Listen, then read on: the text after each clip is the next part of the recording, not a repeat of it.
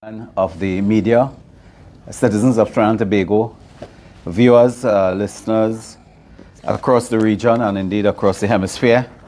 It's a pleasure to be here.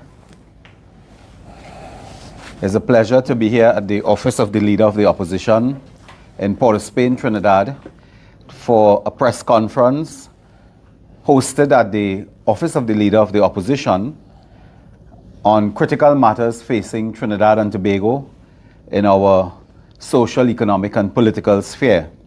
This morning, I'm extremely elated to be joined by former Senator, former Minister of National Security, former Commissioner of Police, and political leader of the National Transformation Alliance, the very distinguished Gary Griffith, who will speak to us later on issues of crime, security, and so on.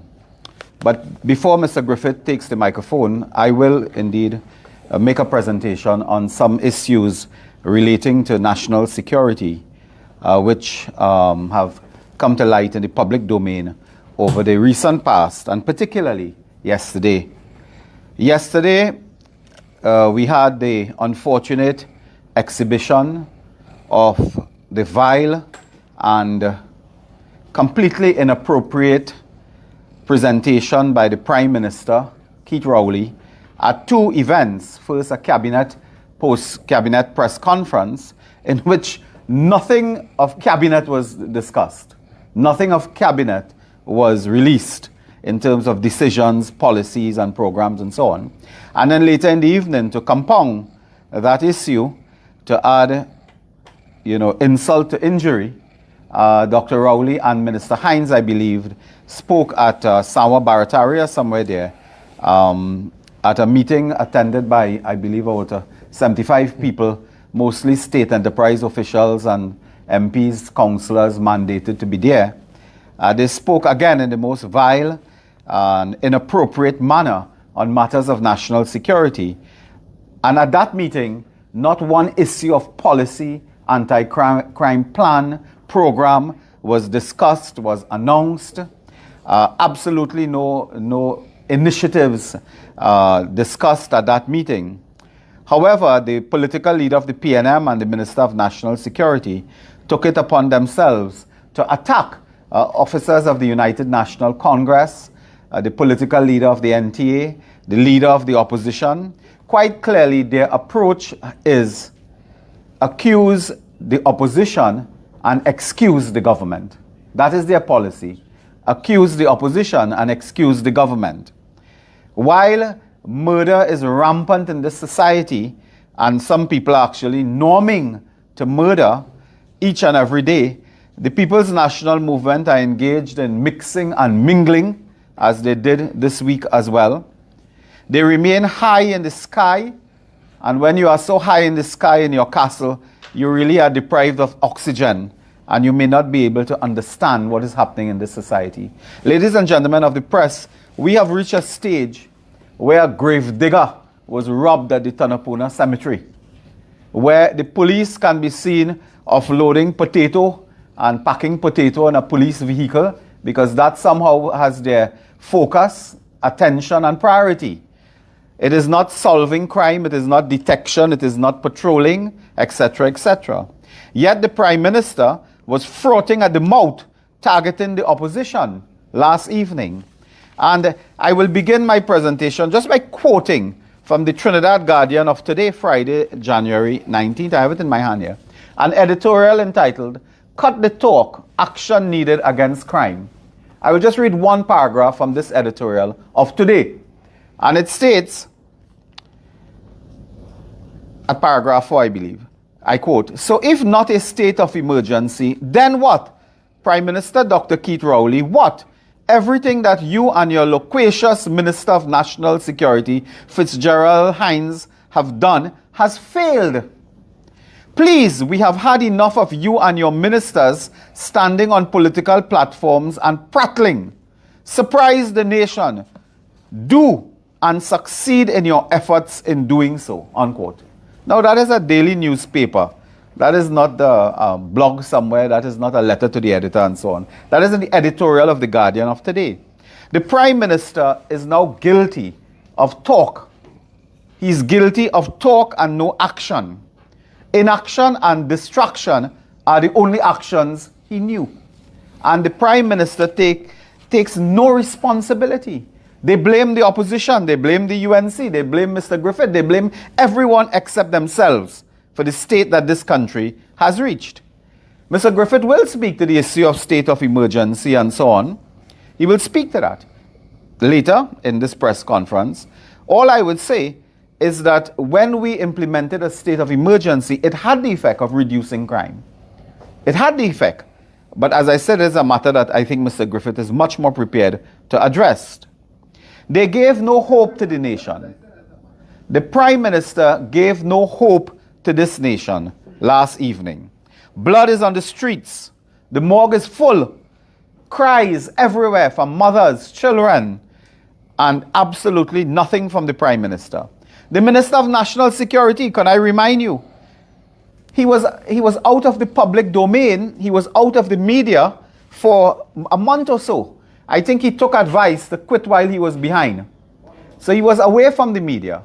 The last time he was seen was sleeping at Basdev Pandey's funeral. That was the last time we saw him. In fact, he should have given that seat to Karen Teixeira or Timothy Hamilsmith. I think they desperately wanted that seat. He should have given it up because he was sleeping in the funeral. Then he appears last evening after being tranquilized. He appeared on the political platform attacking Mr. Griffith. He says, it is my greatest achievement that I saw his back. I think he has some phobia, with Mr. Griffith. And Mr. Griffith is well capable of dealing with that matter. Because he's making vile reference to underclothes and so on. Matters unbecoming of national leaders, ministers of government. And I want to make this point as I reach here. It wasn't on my list as yet, but in school, we work with principals and teachers on a daily basis to tell our children, our 9-year-old, 10-year, 11-year-old children, not to use certain words in school. So we are there telling our children, don't call another boy a sissy. It's not good. We are telling our children not to bully people. We are telling our children not to be in class and tell a fellow student, shut up. It is not polite. It is not proper. We are working with teachers and principals on a daily basis to tell children not to do that. The children look at the news, may look at a newspaper, but certainly on social media will see a clip and the Prime Minister of this country telling people shut up. The Minister of National Security describing people as sissy. What do you expect for the children?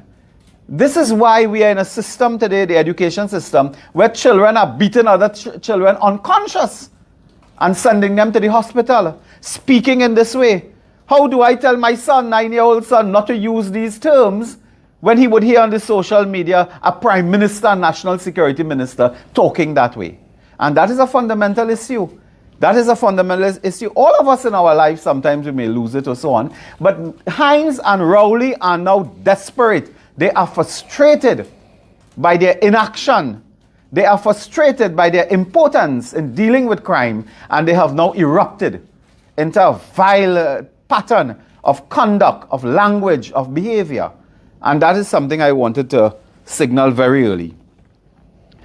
Ladies and gentlemen of the press, I advise Minister Hines that he should really prevent himself from further embarrassment by saying nothing and leaving the position of Minister of National Security. This is a government that cannot distribute a food card in a competent manner and want to deal with murder and crime. Yesterday, the Prime Minister announced two initiatives which I will comment on. First, there's an announcement of $100 million program that will somehow deal with gang violence. There is no issue of whether or not the government will seek international help, whether or not the government will introduce new programs from national security, from the police, will strengthen the gang unit, will get more scientific and technology equipment and devices to deal with murder. But there's $100 million. Now, Dr. Rowley pulls $100 million from a hat. Why 100 and not 99? Why 100 and not 110? He pulls it from a hat because that makes news. I mean, that sounds good, $100 million. Demands Minister of Finance, find that.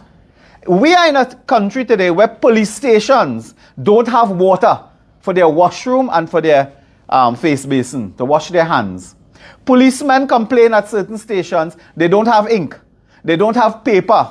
I can tell you, I said it before, I helped a police station over the last few months to buy a printer.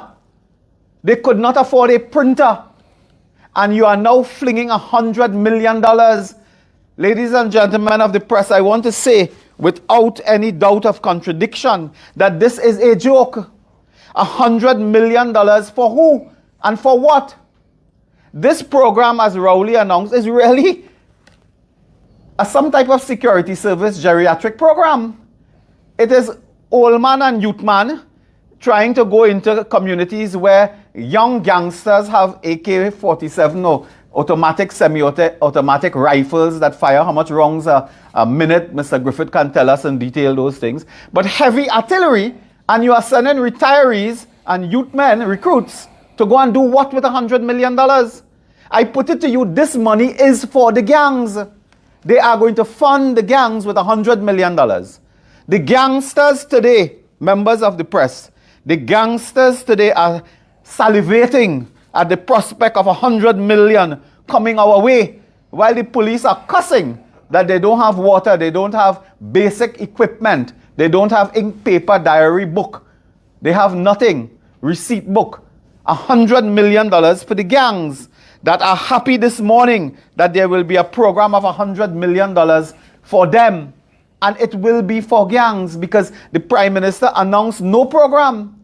We know social development would have $1 million program and so on to deal with poverty areas and underprivileged areas. But the Prime Minister gives no detail on this. Absolutely none. While they are going to put $100 million in the hands of gangsters, do you know the electronic monitoring bracelet for the foot where someone convicted of human trafficking escaped? Because I think he bite it or take it out, it was plastic, inferior material. They have not spent money to buy high quality electronic monitoring bracelets for persons convicted or on bail, etc. They have bought inferior material so that today a poodle dog can bite out the electronic bracelet from your ankle.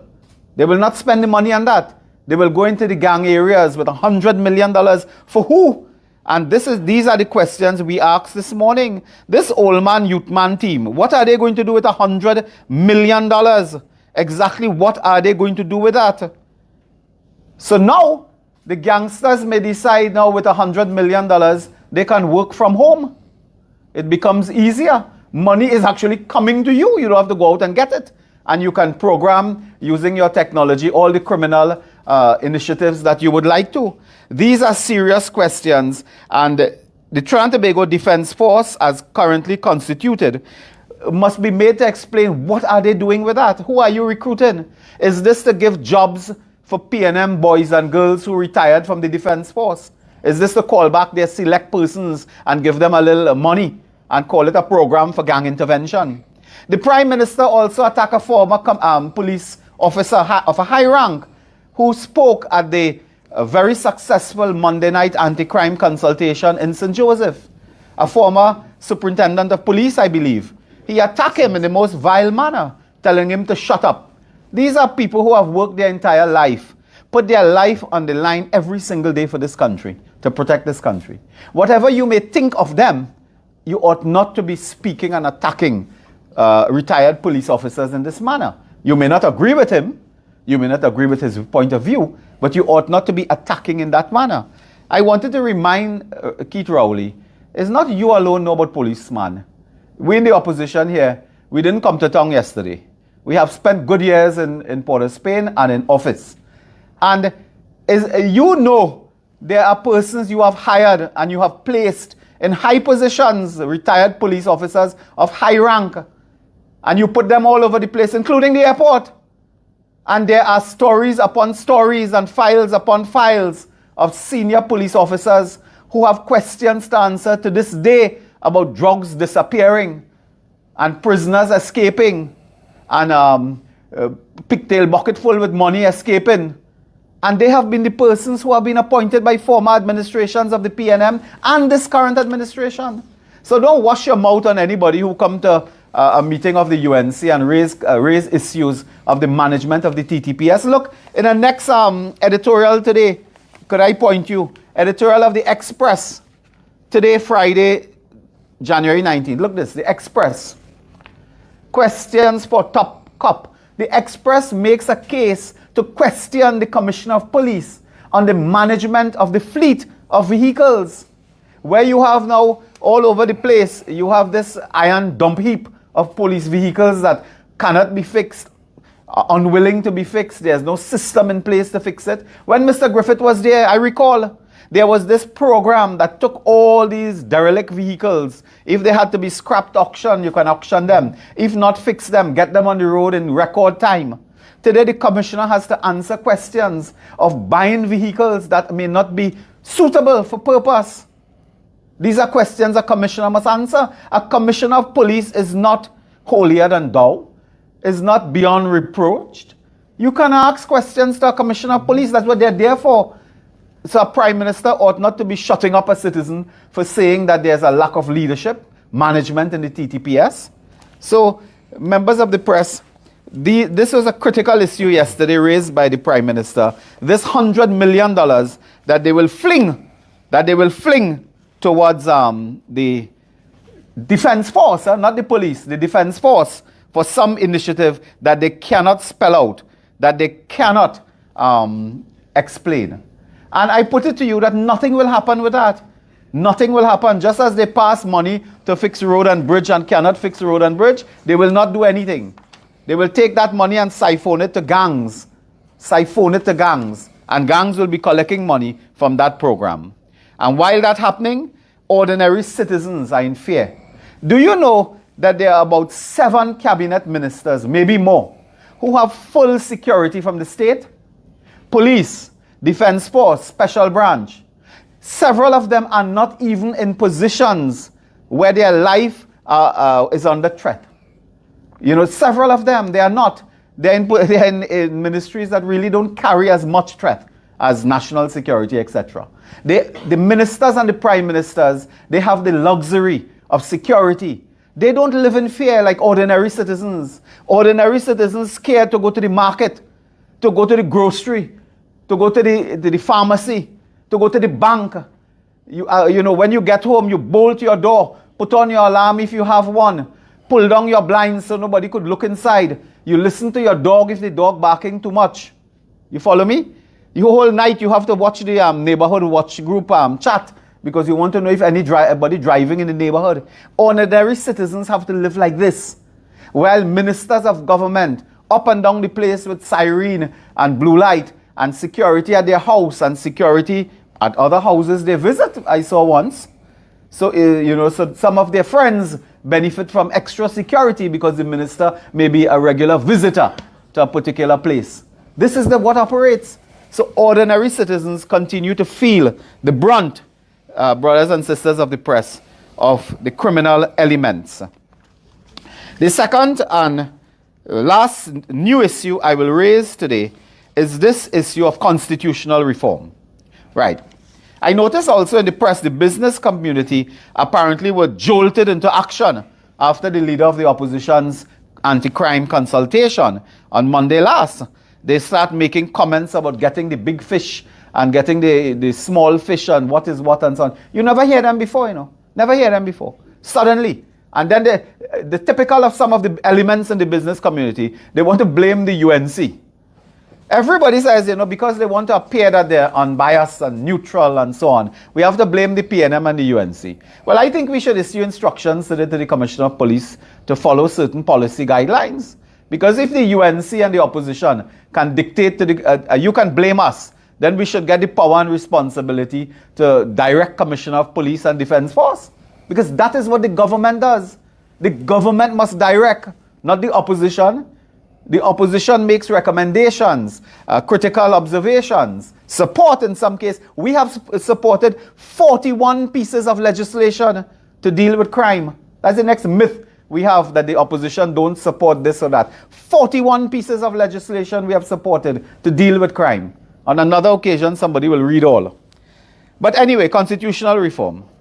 Now, this again is pulled from a hat. Keith Rowley is in the 9th year of his government.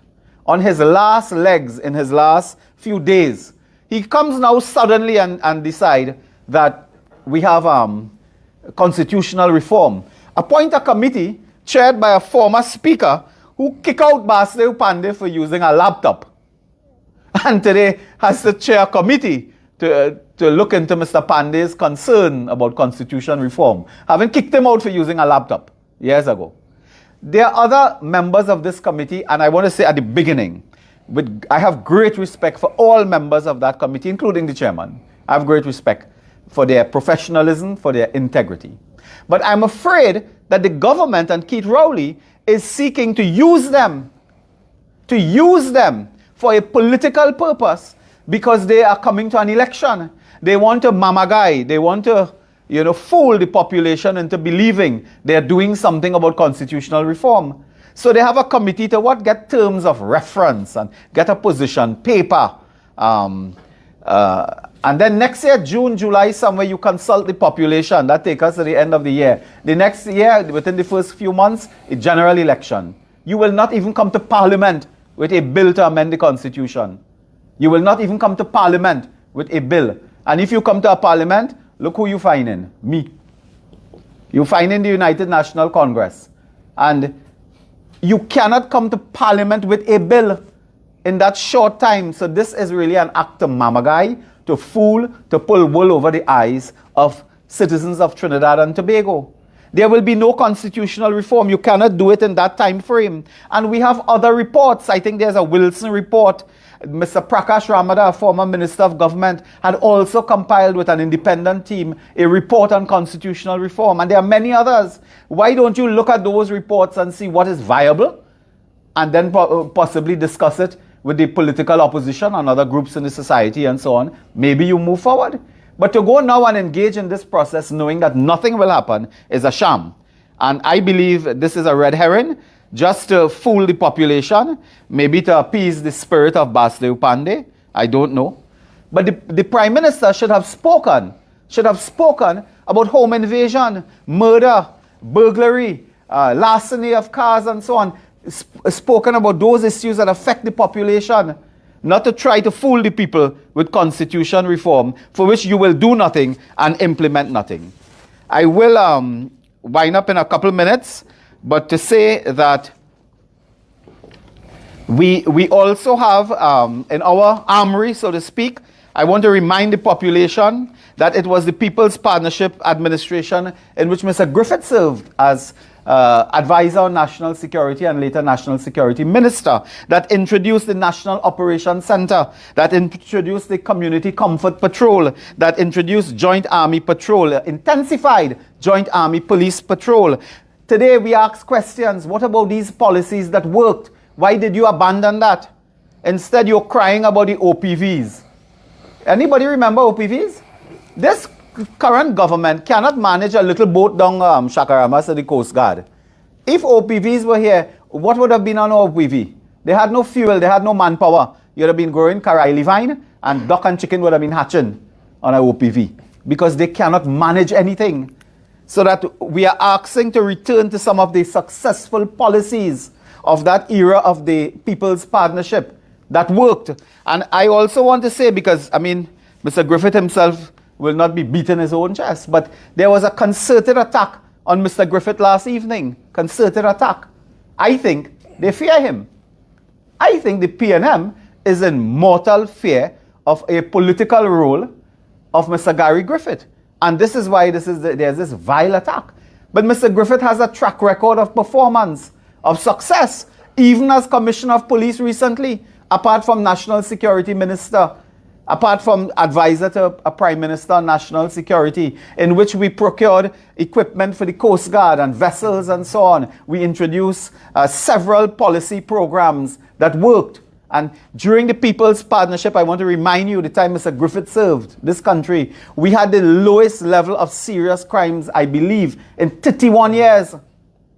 So there must be something about a man who served in a government, presided over the lowest level of serious crimes in 31 years, then became Commissioner of Police and had one of the lowest murder rate per year for any year in the history of this country, had one of the, post-1995, had one of the lowest murder rate, dealt in a strategic way with the criminal elements, and probably very important, we forget, Mr. Griffith was hands-on. He was accessible, he was on the ground. If there was a police operation somewhere, he would be there in the front. Not just providing, the face and the body and the inspiration, but also ensuring that he has a look at what is happening so that the police will perform. They will conduct whatever they have to conduct. So I would indicate that the government is in mortal fear of Gary Griffith, and as such, this may explain this type of vile attack that they launch time and time again on him. In ending, I will take questions later, of course, but I will remind the media and the national community that the Opposition United National Congress, our partner, the NTA, in coalition alliance with us, we have the personnel, we have the policy, we have the plan, we have the program, and in record time, we can return law and order to Trinidad and Tobago. I repeat that, in record time.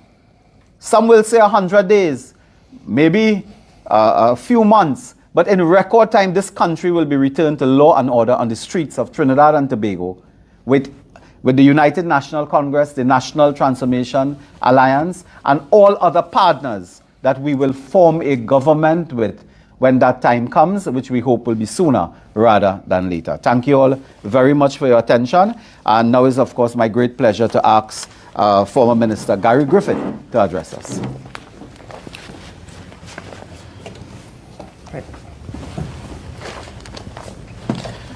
Thank you very much. Members of the media, citizens of Trinidad and Tobago, good afternoon.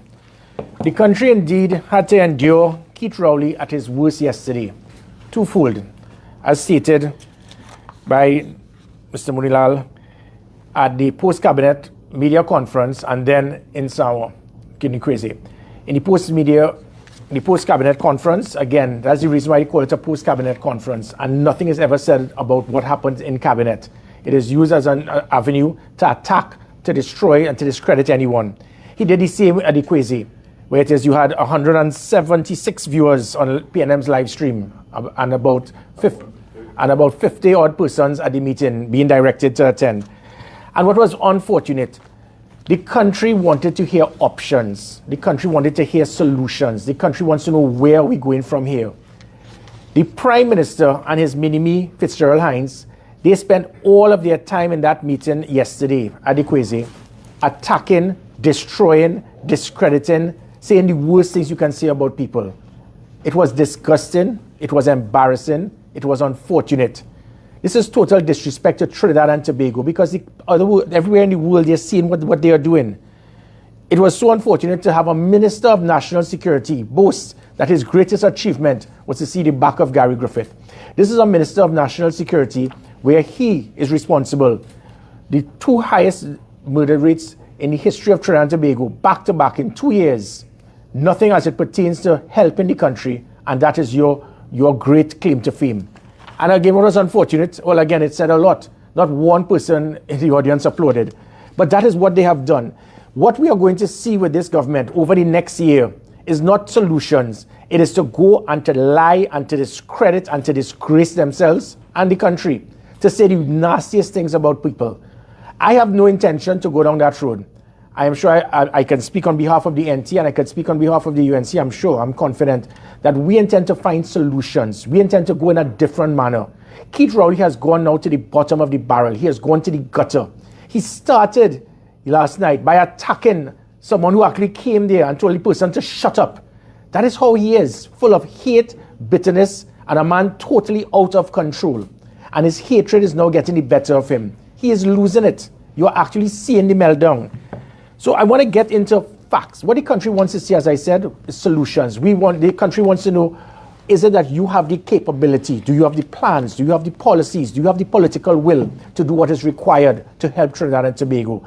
Not going on a platform every single time and attacking, destroying, and lying about your political opponents. It started with the state of emergency. So let me clarify with this thing about the state of emergency. That state of emergency in 2011, let me give you the facts because I was the National Security Advisor at the time. That state of emergency was called because of the advice given by the experts, by the law enforcement officials, those individuals involved in the intelligence agencies that said there was a clear and present danger, and they gave the advice to the chair of the National Security Council that if something is not done, it can be mayhem, mass murders, and assassination attempts. It was the right of any prime minister to have called the state of emergency. That is fact. It is fact that there were 254 murders just before that state of emergency was called in 2011. Had we continued on the same rate, it would have reached about 400 murders. It so happened that year it reached about 352. So it is a fact. 48 lives were saved. 48 young men continued to live to see 2012. 48 families were able to state that I had my child and I did not lose my son. That is what that state of emergency did. Fact. If anyone has a problem with that, well, then you're evil and you really need Jesus. Fact. That the comments being made by his other mini-me, Stuart Young, that people were arrested willy-nilly, to educate those who are not educated in the PNM government. The government does not, or they do not go ahead and arrest people. Those actions took place because of the Trinidad and Tobago Police Service. If the hierarchy of the Trinidad and Tobago Police Service did not do their job properly, you can't blame the government for it. And that is why in the same manner of the state of emergency that took place under my watch, there was not one incident of abuse of authority. There was not one incident of persons being arrested wrongfully. So to continue to speak that people were arrested, giving the impression to the country that government gave directives, that is not true. That is a lie. So again, if the hierarchy of the police service made a mistake, that is not any cause to say that the SOE was wrong and it should not have taken place. Fact. Keith Rowley should be the last to talk about the concerns about government trying to influence anyone. It was this government that tried to pressure me to arrest citizens during the last state of emergency, to recall that. So the hypocrisy of this government trying to speak about persons being arrested wrongfully in 2011, where that government never gave such instructions. In contrast, under my watch, the people will be aware of it throughout Trinidad and Tobago. I was being pressured, and that is where they had a conflict between the Prime Minister and myself, where it is they were trying to get me to arrest citizens in their homes because of the ignorance of the Prime Minister not understanding public health regulations meant that persons could only be arrested if they breach the regulations in public, not in their homes. But I was being pressured to arrest citizens in their homes. Had I done that, bow to pressure, there would have been hundreds of different lawsuits and the country would have paid the price. Fact again, what the Kamala Persad-Bissessar was stating is that because of the failure of this government over the last 8 years, it seems that there's no other alternative than to call a state of emergency for this government because of their failure, because of their inability to deal with the problem. This is in total contrast to what will happen when the government changes, because you would have seen the results by the previous administration when it was, as Mr. Mulilal stated, it was the highest reduction in serious crime in 31 years. And then under my last 18 months as Commissioner of Police, it was the highest reduction in violent crime in 17 years. So we know what to do. We have the plans, we have the policies, we have the solutions, we have the technology, and we have the political will to do what is required. So please let us get away from this perception and plan, which is what the government is trying, that when they are removed from office democratically, the new government will call a state of emergency. We would have no need to do so. It is probably needed now because of the incompetence of this government. And again, finally, as it pertains to the state of emergency, the comment made by the Prime Minister about the fact that substantive Commissioner of Police in 2011 did not know when the state of emergency was called, even though he was out of the country, he was on leave, and all power goes to the acting Commissioner of Police, who was the one that was fully briefed. In contrast, in the last state of emergency, I was the Commissioner of Police, and I was only being made aware of when an SOE was called, when the curfew will take place, when the curfew was lifted, by watching my goodly people in the media. I was never briefed. I was never given any advice. So I had to play catch up constantly because of the failure of this government. Keith Rowley, again, as I stated, continues to speak about looking after the well-being and the concerns of criminals over that of law-abiding citizens by continuing to state and remind the country that they are people too and they have rights. But what, Keith, what about the rights of the law-abiding citizens? You came and you made a statement that said that I stated that two persons being held by the police died because they fell off a chair. That is a lie. I never said anyone died because they fell off a chair. But it is interesting that you had a concern that these two persons died, and rightly so. But where is it that you commended the police, but at least these two individuals that would have been charged and responsible with reports of rape and kidnapping of over 70 women, that the police were able to make sure that they were never able to do it again by holding these individuals? I want to go on again about his false and misleading information as it pertained to the Anti-Terrorism Act, where it is he stated that I am trying to state that all criminals should be declared terrorists. That he said in the post-cabinet conference. That also is a lie. I never said that. What I stated is that gang members, persons who hold an automatic weapon that can fire 35 rounds in 3 seconds, someone that can kill 35 innocent citizens in 3 seconds should and could be deemed a terrorist. And if you look under the Terrorist Act, where there is no actual definition, but it states the Terrorist Act is an act that can cause loss of human life, prejudice to national security, and is intended to intimidate the public. What more do you want than that, to ascertain that if an individual who has an automatic weapon could fire 35 rounds in 3 seconds should not be deemed a terrorist? But again, he is concerned about the rights of these individuals. He wants to make sure that they can have bail, probably, because if this goes and it is enforced, this type of legislation would ensure that when someone is held with an automatic weapon that can kill 35 citizens in 3 seconds, that person, again, no bail, 25 years in prison. It will also ensure that the persons who are involved in aiding and abetting, in providing the logistic support, in providing the weapons for them, the financial support, that also would ensure that these persons can be deemed terrorists and 20 years in prison. He has a problem with that. Why is it that we continue to feel that this government continues to look after the rights and the well-being of criminals over that of law-abiding citizens? He then, again, we heard him yesterday, where he now tries to blame the opposition for the situation and crime whilst he's in government. But when he was in opposition just 8+ years ago, he said that when you're in government, they are the ones that's responsible. So he flip-flops constantly. He needs to show the degree of leadership. Shame on you, Keith. Shame on you. You have a police officer that was protecting you, that was guarding you, that was there to escort you. He is killed. And instead of going to see the family, the very next day you're on the golf course playing golf with no care or concern about whilst the family is mourning. And that is what we have seen constantly with this government. No sense of compassion. I can go on about the comments being made about firearms. They have all been lies. It has been totally, when you speak about the Stanley Jokey John report, after 3 years, not one person has been, not one firearm dealer, not one firearm holder, not one police officer has been arrested. And again, we can go on with the comments being made pertaining to criminals and deportees getting firearms. That was a lie. Every single thing that they have stated, I asked them to bring the evidence, show it. They did it constantly. 57 million rounds were given out. Issued. If 57 million rounds came in, why you as a government just approved $12 million to bring in more ammunition for the Defense Force and the police? What I was doing was making sure that there was bulk storage for the Defense Force and police in any situation. That is what happened in 1990. I was there because we were running short of ammunition in Camp Ogden, which again, it is so hilarious when Keith Rowley can refer to me as a wimp and a sissy. Gary Griffith was somebody who had 17 years service in the Trinidad and Tobago Defense Force. I was trained in the best military academy in the world throughout the United Kingdom and Cyprus. I came back home and I got medals. I was the youngest officer to serve this country, prepared to put my life on the line during the attempted coup. I was the first Trinidad and Tobago citizen soldier to return home with a United Nations peacekeeping medal. I have 12 years service, medal for meritorious service serving this country.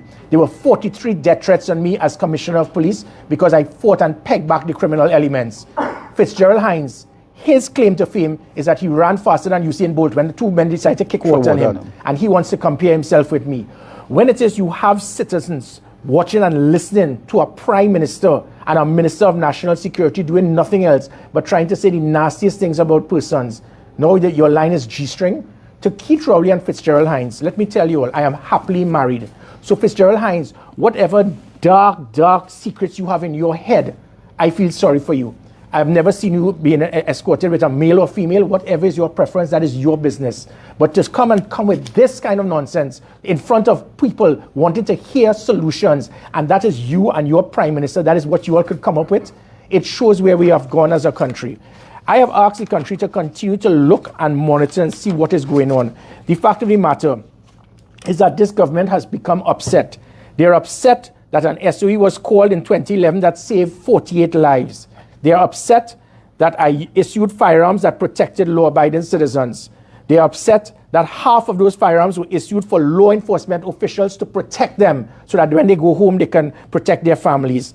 They are upset that Kamala Persad-Bissessar wants to amend the law so when criminals invade your home, you can protect yourself and not have to second guess.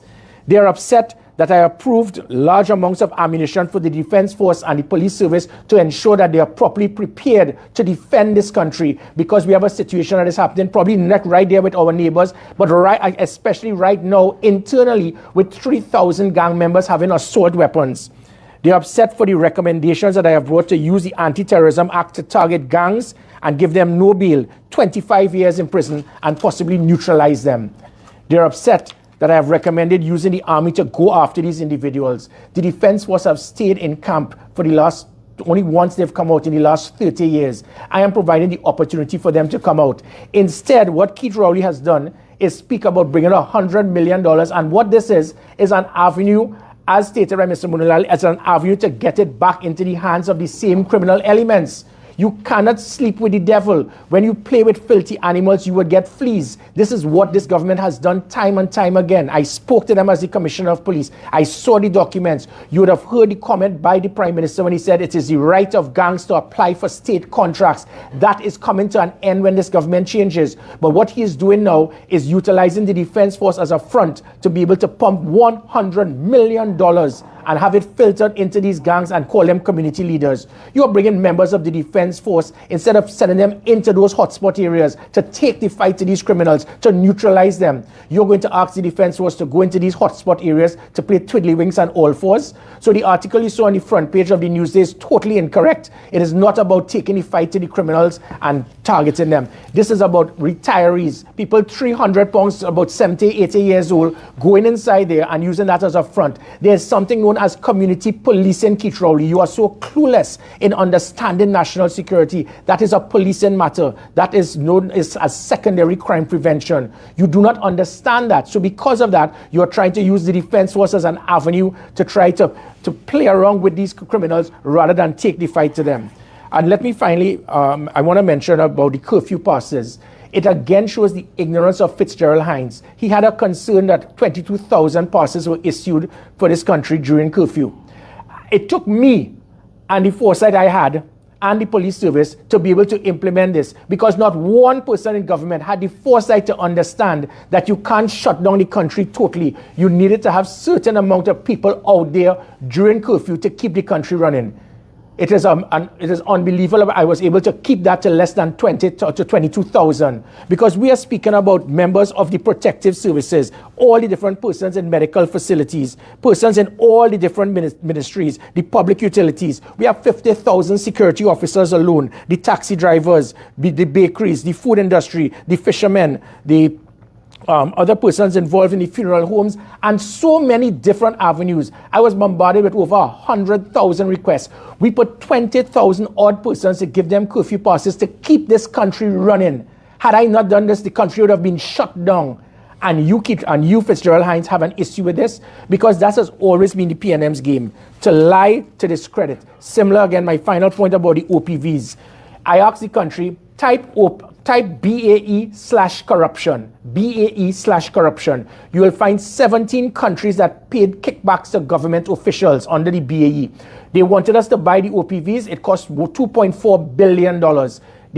I got the requests from Korea, Colombia, and Israel, we were getting the same OPVs for half the price. $1.2 billion. That shows exactly why they wanted the OPVs. And again, the OPV was there to secure your exclusive economic zone. That's from 12 to 200 miles out. It was never designed to secure our close borders. So all of the comments that you hear, and that is why we got the Damen vessels for half the price. But again, the PNM continues to speak about corruption. And when you look at the Damen vessels, this 8 years, it's still under investigation. The lies continue. They refuse to call names because they know it is a lie. That is why you have a prime minister that will have email gate, because you'll go in parliament, is the one place you can lie and not be sued. That is why he wanted to take this audit report into parliament. So it's not that I want to reveal the truth, but if it is so truthful, say it outside. Don't come in parliament to hide. Trinidad and Tobago, we intend to show you that we intend to find solutions. We are not going down to the gutter. This year is going to be a very rough year. You're going to be bombarded with lies, hatred, bitterness, anger, and you would have seen it by the Prime Minister and his mini-me, Fitzgerald Hines. We intend to give you solutions. We intend to give you hope. We intend to give you belief. We intend to show you that we have the ability, the plans, the policies, the technology, and the political will to make Trinidad and Tobago safe again and to make Trinidad and Tobago a better place. I thank you.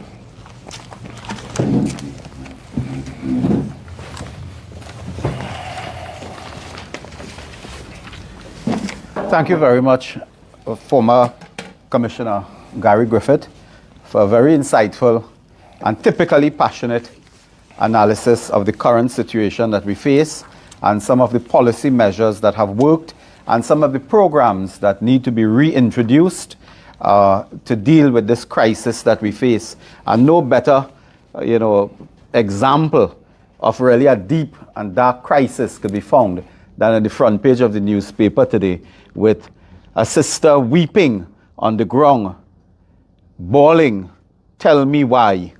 And this is, of course, linked to the killing of the police officer. I can also tell you that during this press conference, we got confirmation. Could you imagine, during a press conference dealing with crime, we got confirmation that, a horrible confirmation that a businessman died arising out of a home invasion last Friday evening in Arima. It is a story posted a few minutes ago. One Richard Ramkisoon, owner of Superstore of Arima, father of two, succumbed to injuries sustained following a home invasion on Friday evening. That is where we are as a society and as a country. And what is the Fitzgerald Hines focusing on? What is he focusing on? People under clothes and sissy. That is what he's concerned with, and mimicking and so on. This, Fitzgerald Hines, is a tragic joke. Is a tragic comedy that this country is now burdened with. I wanted to remind you as well, ladies and gentlemen, that the United National Congress, our partner National Transformation Alliance, we are convinced that we will return law and order to Trinidad and Tobago. We are convinced of this. And could I ask now, we have members of the press in the opposition leader's office as well as online. If there are questions for either myself or former Commissioner Captain Gary Griffith, you can now field those questions. Okay. Hi. Good afternoon. Alicia Boucher from TV6 here.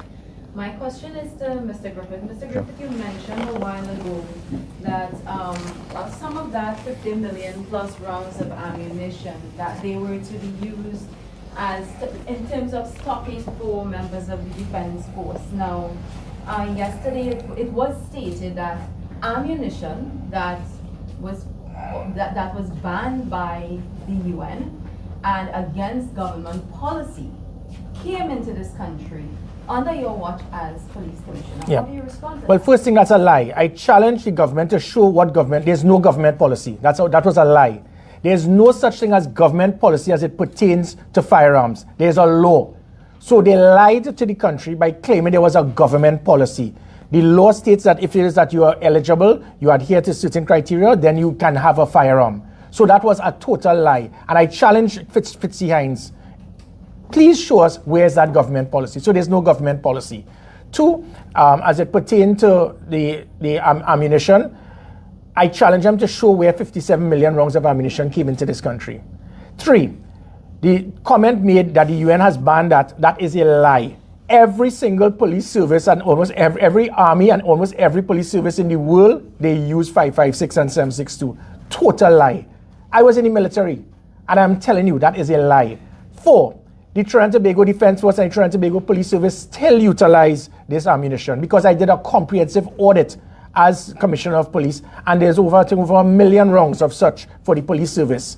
So that was also a lie. 5, he continued to give the impression that, well, maybe when we bring this ammunition, it meant that probably the criminals got it. On what grounds do you have that? What evidence? What names? Nothing at all. So you just make up something without any facts. And let me tell you, 6, if it is if it is so easy for criminals to get automatic weapons, you think they need to go by a legal firearm dealer who brought in legitimate ammunition to have to get it from them? If it's so easy to get an illegal weapon, you will get the illegal ammunition, you will get the ammunition outside as well. And again, if you recall, the ammunition that we've been seeing at crime scenes have been that of you're seeing markers of the Defense Force and the police service. They're forgetting all of that. So all of the nonsense that you've been told by them, they have continued to be lies. They are misleading the country. And again, it is indeed unfortunate, but because you're concerned about ammunition being provided, but then you provide $12 million this year to, guess what, to bring more ammunition for the police and the defense force. That's another 3 million rounds. So if it is that we had 57 million rounds already, why have $12 million approved to bring in more ammunition for the defense force? It was totally incorrect. And again, this is how the PNM operates. You say the same lies over and over and hope that the country will believe it. So, Mr. Griffith, are you also denying that police officers were not checking in with these firearms dealers, as was claimed yesterday? But again, we did a comprehensive audit. As the Commissioner of Police, it's the first time it ever happened. I did an audit going to every police station, being able to check for ammunition, being able to check for the weapons that would have been seized. We were doing that. If it is that Fitzgerald Hines understood technology, you cannot check ammunition through these the persons who have who are bought it in unless you use technology, which is why I got the FUL card with the chip. The FUL card with the chip would have ensured that there can be no corruption or ammunition being stolen, missed or sold. Because if it is, in other words, somebody who has a range, he has 100,000 rounds of ammunition. You go in and you utilize 100 rounds, your card must go in. So when it is we come to those FUL dealers, we could see exactly where the rounds went. So you can't just say that it went and other people just used it. That was the technology. They shut it down. By you shutting it down, you have given the opportunity for the ammunition now to be misplaced. Why did you shut it down? Was there a deliberate attempt to ensure that criminal elements can very well get it? So the only way you could have that, because going to a range, somebody with a range, and they said, well, persons came here and they used 200,000 rounds of ammunition. You can't account for it. The card with the chip, that would have made sure that it was foolproof. They put an end to it. And I think also said last evening was, as to how it was put, it sounded like a crime syndicate within the TTPS as it pertained to FULs, right? It was stated that handguns were going for something like $40,000, but even more shocking than that, assault weapons were going for $40,000 to $100,000. Mr. Griffith, your response to that? Again, lies, because any citizen who has an automatic weapon would have broken the law, so that is impossible. Fitzgerald Hines also lied even a few months ago when he did an interview and said that we were allowing component parts to be brought in to change semi-automatic to automatic. That was a lie. And again, if it is that claims were being made that people were being bribed, I asked Keith Rowley, you made that comment, go to the police station and report it. And if it is that what you said is not true, the police should charge you for wasting police time. Because you can't be saying people are doing this, you're not giving names, you're not giving dates, you're not giving incidents when it took place. So you continue to say things in the hope that people will believe it. So you had the Stanley Jokey John report. After 3 years, you had an audit report as well. After 3 years, the Stanley Jokey John report and the audit report, not one senior police officer has been arrested, not one FUL holder has been arrested, not one FUL dealer has been arrested. So this was the massive well-oiled criminal industry. So you call it a massive well-oiled criminal industry, but you have not been able to find a crime. That is unbelievable. But this is what the PNM do. They say the same lies over and over and hope people will believe it. How something could be, if it is that people were being bribed, why doesn't Keith Rowley call a name and have that person go to a police station? I was the only commissioner of police ever that told the public if at any time anyone tries to bribe or blackmail you, if not the police, go to the PCA and report it. And that shows exactly what I intended to do, and it affected big business in the police service. I was able to cut over $100 million in overtime corruption because of a couple hundred police officers claiming they were working 24 hours a day, 30 days a month, and it was being signed. So obviously they will have rogue elements in the police service. I dealt with it, just like how I dealt with the concerns we've heard for decades about firearm corruption. But you can't find one thing that I have done incorrectly. The only thing you could blame me for, I did my job too well. Because commissioners before, there was a backlog, as they stated, of over 10,000 applicants. And because of laziness, they did not deal with it. I was dealing with it because my aspect was, if that is the law and someone has adhered to the criteria, then you are entitled to get a firearm. And that is what I did, and I did my job well. And also, let me allow you to respond to another allegation that was, well, not an allegation, but, as it pertains to the bank account that you filed the injunction for, that the FIU is going to look into. Yeah. That was also stated yesterday.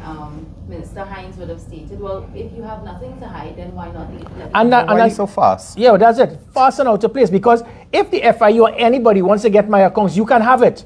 But you cannot break the law. You cannot abuse your authority as an independent body just to say willy-nilly, I am going to dig up into the accounts and I am going to call the banks. When you do that, you embarrass the reputation of the individual without any due process. The FIU, you must trigger a red flag. If the red flag wasn't triggered, it meant the FIU breached their authority. So if anybody wants to see my bank account, you could come and call me and you could get it immediately because I have nothing to hide. But do not break the law. Do not abuse your authority as an independent body to just state, well, I feel that I have a right to go and check into your accounts. That is my point. It is similar to a commissioner of police, which is what happened to me and my wife, where they decided to intercept our phones and use the word intelligence.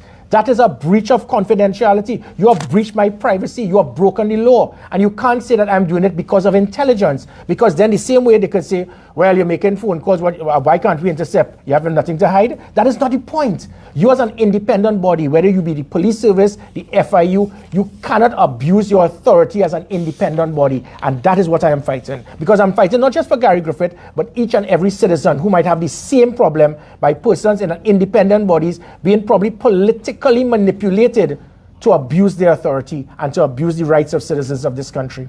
And my final question on that $100 million initiative that was put forward yesterday. Now, the manner in which it was stated, it sounded as if the $100 million is to obviously give to the defense force, retired and so on, to be able to go into these communities as you have gang members and so on, hindering the provision of state services. I think the lighting incident was mentioned where they wanted to put up lights and this miscreant, as they call that person, said that they didn't want any lights and so on. So it sounded like it was to put that resource into the hands of the defense force to be able to go in and provide along with the state services, to provide state services to these underserved communities. Is it that you're saying that they should instead use community policing for that purpose? If I could, Alicia, you seem to have a better clarity on that than Keith Rowley, because he did not state what you said in that way. But the issue really is, what are you doing with the money? Is it for security? But we're already paying a defense force and a Trinidad and Tobago police service for state security. There's also the issue of private security, which ordinary citizens, just to remind you, ordinary tax-paying citizens in this country take money, extra money from their pocket now to pay for security in their community. So we already have those levels of security. What are these retirees and recruits, I want to repeat, retirees and recruits coming to do? Are they coming to play dominoes, all fours, small goal, to mobilize the youth in the area? What are they doing? And I want to remind you, our government embarked on a study It was the Selwyn Ryan study on youth at risk, in which over 100 recommendations were made to deal with youth at risk, particularly in hotspots, in underprivileged communities and so on. All you have to do is implement recommendations of that, many of which are low cost or probably no cost at all, using existing government services and existing government personnel. So we have a suspicion that this is really a program to transfer money to gangs in communities to buy and further embezzle and extort money from the state institutions. And that is something we look at. I also have a question, if I may answer. A reporter, I believe from the Newsday, has asked a question on something Dr. Rowley, I believe, said yesterday, which concerns the Damien vessels. Now, for several years, they have been talking about the procurement of those 12 vessels. While they are talking about the procurement of the vessels were down. 9 years later, they are saying, fix it. They are going to fix it. 9 years later, they want to fix what was done 9 years ago. And they have this mantra they keep. And this is an election year effectively. So you will hear this again. You will hear Live Sport and EMBDC and Damien Vessel, that some foreign government received finder's fee for it of 100 million or something like that. If that is so, and if anything has been done that is criminal, that is wrong, if anything has been done that is illegal, they had 9 years to investigate. How come you give Vincent Nelson $100 million and a promise of $500 million because you wanted to fabricate a case against Anand Ramlogan and Gerard Ramdeen, but you could not investigate what you talk about, the procurement of Damien vessels? I believe it was now 10 years now or 12 years now. They cannot. So that, as the reporter is saying, is really, to me, a hogwash. And the other issue somebody has just raised with me concerned the mobile scanners. Now, mobile scanners were procured when Mr. Griffith here was Commissioner of Police. There was actually a video of the police using it one night somewhere on the road, using it, and we saw it in action. As soon as Mr. Griffith goes, the mobile scanner is not working. Somebody pulled the plug. Tire flat. Tire flat. First they said tire flat. Then we say, after 6 months, did you buy the tire? They said, well, we're fixing that, but we don't have personnel trained. But then how come the TTPS under Mr. Griffith was able to do an exhibition, really, of how it works and so on? So those persons were untrained. So they keep excuses why they can't have mobile scanners. Body cams. We are told now that you can videotape a policeman or woman in the line of their duty and so on. Let me just give you one example of how bad things are with the police. And I mean, somebody might tell me not to talk about that too. Do you know, in a court case recently in Couva, in the magistrate court, this is a fact, as they say, check it out. The court prosecutor, which is police, had to give disclosure to the defense in a matter.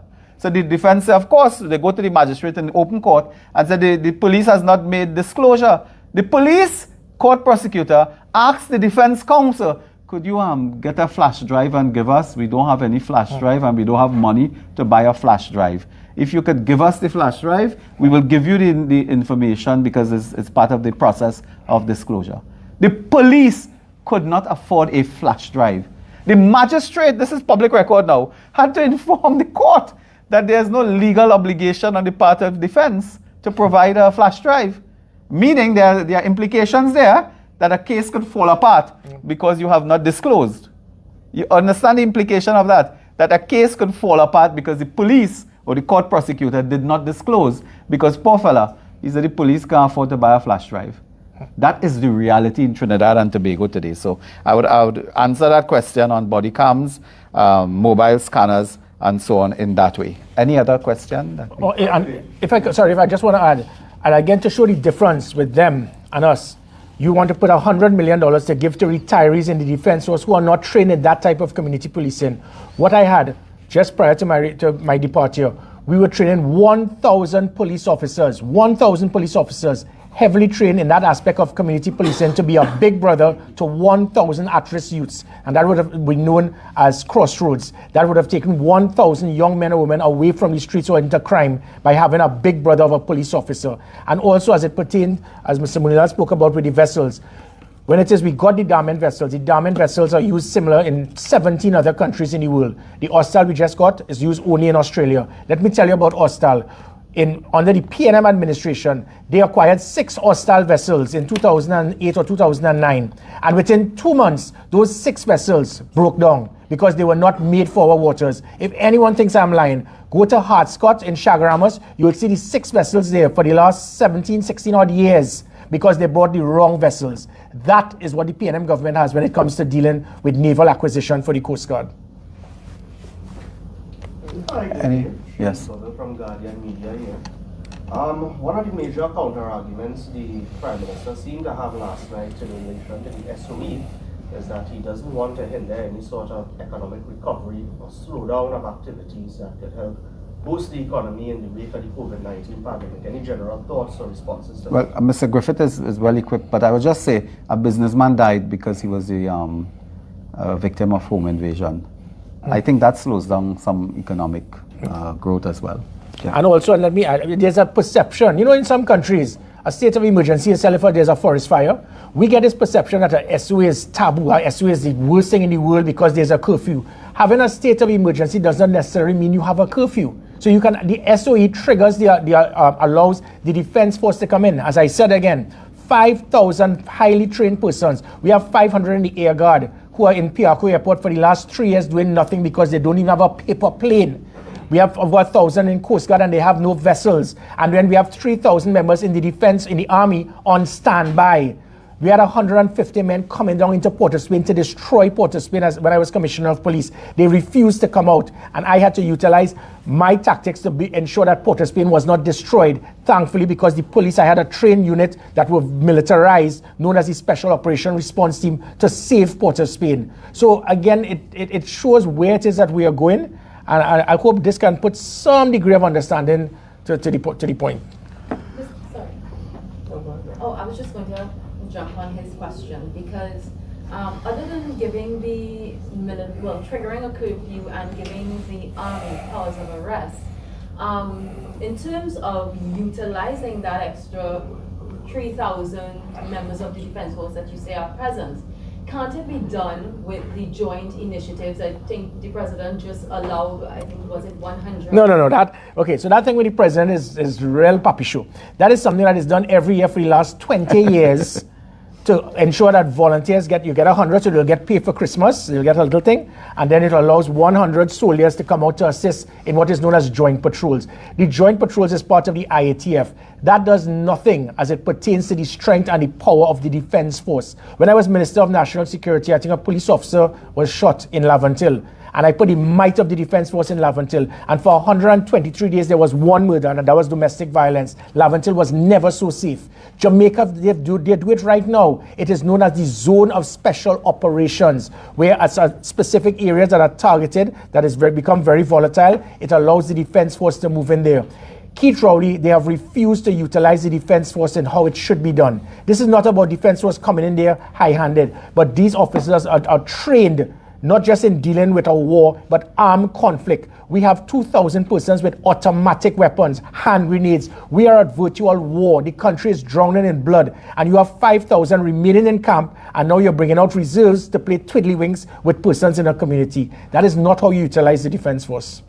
Could I just add something that while the Prime Minister makes the point that a state of emergency would have some type of economic implications and so on, as it is today, many businesses are closing up. Many businessmen and women are migrating, whether it's Florida, Canada, wherever, are leaving, particularly now that technology allows them to do business cross-border. They are simply leaving. Many are closing up. Many are selling away. So already the high level of homicide, crime in home invasion and so on is leading to a migration of particularly the business community. And that will affect investment, job creation, income redistribution and so on. So there's already a huge economic implication of this level of crime. Anything else? Yeah, and let me again add, this is to re-emphasize, the incoming government has no reason to call a state of emergency because you'd have seen what was done in 2013 to 2015 when we cracked it. You'd have seen what was done when I was Commissioner of Police. There was no need to call a state of emergency. So that will be the last resort, and it's always there. But because we had the capability, the tools, the political will, the technology, the units, the systems from the National Operations Center, the Special Operation Response Team, the Emergency Response Patrol, a proper 999 system, the Rapid Response Unit, the National Security Special Operation Group, the Community Comfort Patrol, I could go on and on. So we have, up to now, the things I have called, this government for 8 years have not come up with one policy to deal with national security, to deal with crime. So that would not even be on the cards when we get there. What we are saying is because of this present government's failure and incompetence, because of their inability to come up with any policies, state of emergency may very well be their last resort. Mr. Griffith, last night the minister would have said a number of different things about you. I think at one point he even said, and perhaps jokingly so, that he wouldn't be surprised if he saw another pre-action protocol letter this morning. Just wanted to reach out to you and see if that's something you consider, if you reach out to your legal counsel, given everything that was said and expressed last night. No, there's enough already, because I have Fitzgerald Hines in court, I have Stanley John in court, I have Rhoda Barrett in court, I have Keith Rowley in court, I have several other people. So if it is that you feel that you're going to cross the threshold, remember the thing with defamation, if you're speaking the truth, you have nothing to worry about. What is Fitzgerald Hines worrying about? What is he concerned about? The fact when he said that I brought in change or semi-automatic into automatic, that is a lie. He accused me of committing a criminal offense, and that is where I will take his Rasta wicket. One last thing from myself. I know you and the goodly minister don't see eye to eye on a lot of things, but during his wrap-up of his presentation last night, he made a comment where he basically called on all of society, specifically the judiciary, to sort of reassess or revisit how they look at crime and criminality, and he made a reference that possession of a protective wildlife species actually carries a heftier penalty than possession of a gun and ammunition. I know during your tenure as commissioner, you've also called for some stiffer penalties for people with possession of guns and so on. Is this something that you all kind of have some common ground on, or was it also? No, not at all. I show the value of the Anti-Terrorism Act. It is used right now in Ecuador. It is working. They have refused. The Anti-Terrorism Act is to make sure there's no get-out-of-jail-free card when we hold you with an automatic weapon. As a commissioner of police, we held an individual with 4 assault weapons. That means that if he had 4 friends, you could kill 100+ citizens in 3 seconds, and he got $50,000 bail the very next day because it is there. The anti-gang legislation, it has failed. It is not a good act. It is not pegging back the gang members.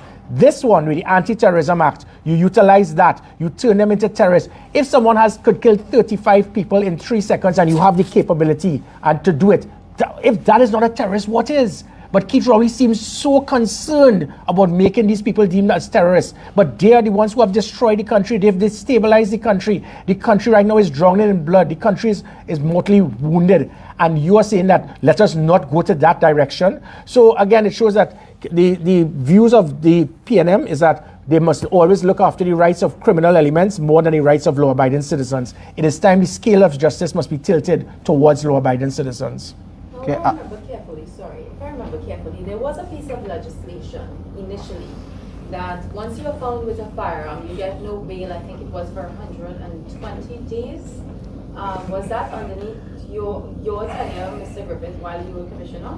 No, I think that was when I was Minister of National Security, but it was a sunset clause. Yeah, we have had the bail bill. And the opposition refused to We have had, allow for the extension yeah. of that piece of legislation. In hindsight, Mr. Munilal, do you think it was the right decision? Well, when we refused, first begin, let me make the point again. We supported 41 pieces of legislation to deal with crime. 41. Including the bail. We have supported the bail bill before. When they came to extend, I believe on one occasion, 2017-18, I can't remember the exact year, they came and admitted that the Bail Amendment Act was not working, in that they could not identify one case where it was effected, where it was implemented. And on that basis, we said that if it is not working, then we have to discuss further amendments or further legislation. And I think in those circumstances, there was no support on that one occasion. But 41 times, we supported the same PNM government on anti-crime legislation. I have one question here that I just want to take before we wrap up. Alicia, you have a lot to ask. I'm sure you and Mr. Griffith could have a long conversation in the corridor after. But one question is, as someone has asked, will the UNC participate in constitutional reform consultation? That was the question. Let me indicate that we are not at any consultation stage now. What I think they intend to do is to establish a committee to do some working paper or terms of reference or so on for a consultation that may or may not take place next year or later this year. I'm not sure. In fact, I don't think they are sure of what they're doing. We keep to the point that this is a sham, this is a political ploy, because we are in an election season, general election, and nothing can happen given the issues involved and the time it will take. I also want to end this constitutional reform by saying that Mr. Rowley is bringing all of this committee to deal with constitutional reform. Many are very senior people incidentally, in that committee, retirees and so on. It's like the Defense Force retirees. They're bringing a lot of the retirees and so on. That is fine. They are very persons with expertise. But Mr. Rowley is doing that when he has already undermined almost every single independent public institution or constitutional institution. The Police Service Commission was undermined by Keith Rowley himself, who went, I think, like a policeman or a postman by the President House and he snatched a letter that was meant to come to Parliament to appoint Mr. Griffith. He literally went there like a postman, snatched the letter. That is undermining a constitutional institution, Police Service Commission. They undermined the central bank. Remember, they threw out a governor of the central bank, and the court later ruled that that was unlawful.